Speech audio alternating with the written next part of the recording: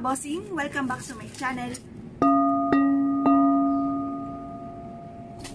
Dahil nga po mga bossing ko ay palapit na ng palapit ang pagpasok mga bossing ko ng buwan ng Oktubre, ay marami mga dadaan sa atin na mga dapat nating gawin bago matapos ang buwan ng Setyembre, katapusan ng Martes or kaya po ay Biyernes, na napakainam na gumawa tayo ng ganito bago sumapit mga bossing, or kaya po sa September 29 mga bossing ko ay full moon. Mainam na gawin nyo rin po ito, depende kung kailan kayo hindi sobrang abala at makakapag-focus sa inyo po mga ginagawa. Ano po ba itong aking sinasabing ito? Kagaya po na nabanggit ko sa inyo, ang isa sa mga pinakamaswerteng dahon na dapat ay meron tayo ay ang dahon ng kurutan.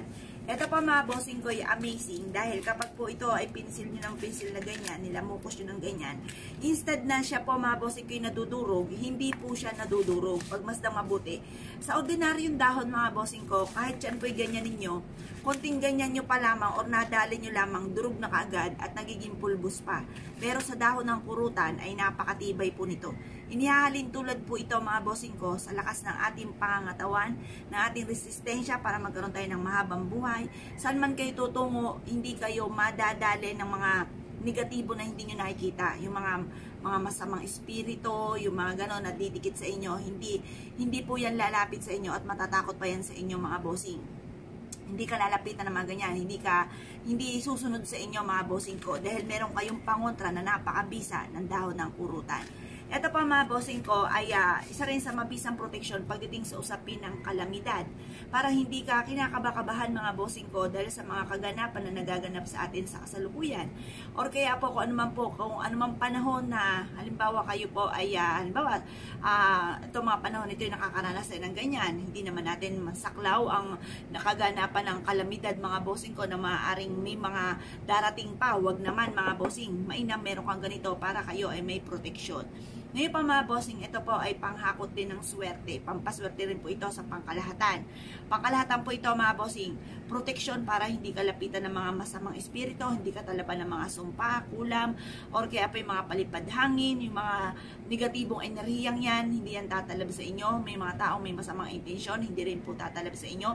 Kung ikaw ay mahilig sa mga pampaswerte, mas magiging powerful ang mga pampaswerte. Kung ikaw ay albularyo, mainam na meron ka rin ganito upang sa ganon, mas maging powerful ang inyong panggagamot. Or ganon din sa mga psychic, yan, para mas maging powerful ang kanilang mga, yun nga po yung mga panghuhula mga bossing.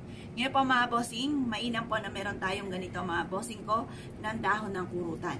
Sasabayan natin ito mga bossing ko ng isa sa mga subok na bawang mga bossing. Ito, the best po ito. Perfectong kombinasyon. Kailangan meron tayong ganito mga bossing. Tapos maganda ka ng kulay pula na tali.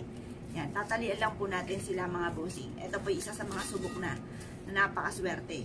Sa amin po kayo mga bossing ko mag-avail ng kurutan kasi yung dahon ng kurutan namin ay kumbaga lutong-luto na mga bossing ko sa proseso ng pampaswerte. O kaya ganito na lang kasi medyo ano po siya mga bossing ko maiksi yung pagkakapitan. Yan. Ito na lang. Yan, pwede rin naman yan. Basta ang importante, ito ay magkasagpi sila. O kaya tahiin nyo po mga bossing. Yan, pwede rin po yun. Importante ay magkasagpi, magkasama po sila. Yan. Ngayon po mga bossing, medyo mahirap, madulas mga bossing ko. Kung meron po kayong pouch mga bossing ko, nagpapakahirap ako mga bossing ko.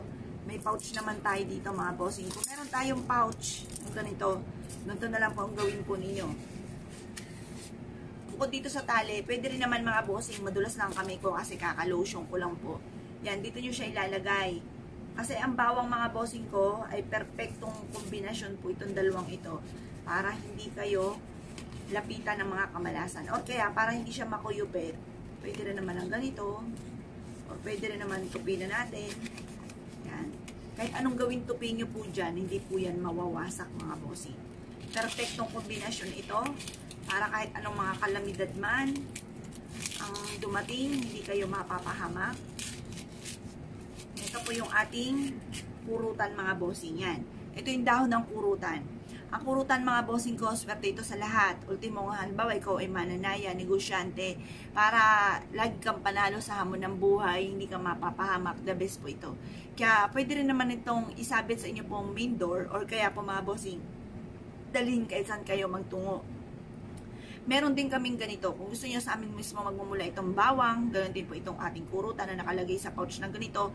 Tumawag ka lamang sa 0948-788-9806. Ingat po kayo kasi maraming gumagaya ng aking mga larawan at video mga bossing.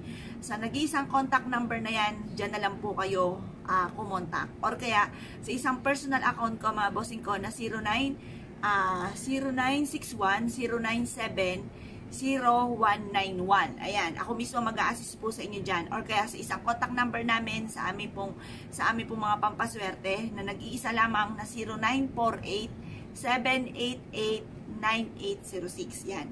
Ako mismo mga bossing ko ang gagawa ng ganito sa inyo. Kung gusto nyo nang maglagay din ng mga wishes, kung anong pwedeng gusto nyo po na isulat po rin natin, yan, susulat ko po yan mga bossing ko para sa inyo at may kalakip na rin na panalangin. Kung kayo po isa sa mga mahilig sa mga pampaswerte, the best din po ito mga bossing. Kung na-issue po na mag-avail, ay tumawag lamang po kayo sa number na ating nabanggit na 0948-788-9806 at sa aking personal account mga bossing ko, personal number ay 0961-097-0191 mga bossing. Ngayon pa mga bossing, kung gusto nyo, kayo na po ang gumawa o gumawa lang po kayo ng ganito, the best ito sa pangkalahatan mga bossing. Papalitan nyo lang yung bawang, kung ito po ituyo na, itapon nyo lamang, tapos palitan nyo ng sariwang bawang. Kasi sabi nga po nila, kapag ito ituyo na, wa-effect na po yan, yung bawang. Pero yung dahon ng kurutan, hindi po yan naluluma. Yan po ay mentras pang naluluma, mentras natutuyo, mas nagiging powerful at hindi po siya nadudurog mga bossing. Ngayon pa mga bossing, kung isa ka sa mga mahilig sa mga pampaswerte, bukod sa panalangin ng taimtim na maligtas kayo saan man po kayo tutungo, bukod sa pagdadala rin po nito mga bossing, kung ang nais ninyong swerte ay tungkol sa usapin ng pera, sipag at syaga, double time sa pagkayod, para kayo po ay mabilis nyong ma-achieve ang mga pinapangarap. Huwag aasa sa swerte. Ang swerte mga bossing ko ay isang kap lamang para tayong maging matagumpay. Ang numero 1 po niyan mga bossing ko ay sipag at syaga. Kaya lang may mga pagkakataon masipag ka, matyaga ka, madiskarte, lahat ng ginawa po ninyo, hindi ka nakakalimot magdasal at ikaw yung minamalas pa rin, diyan na natin papasukin ang pampaswerte. Kumbaga, maaaring may mga negatibo dyan sa paligid ninyo na hindi nyo nakikita na siya nagiging dahilan kung bakit ikaw ay laging minamalas bagamat ikaw ay napakasipag na tao. Ngayon pa mga bossing ko, na-issue po na mag-avail sa amin, ay tumawag lamang po kayo sa ating number na nabanggit ng paulit-ulit mga bossing dahil may mga sumisingit mga bossing ko ng mga scammer. Basta kung hindi sa contact number na yan, hindi po yan sa amin at mag-iingat po kayo palagi mga bossing. O siya mga bossing ko, babay po sa inyo po lahat at good luck po sa inyo po lahat.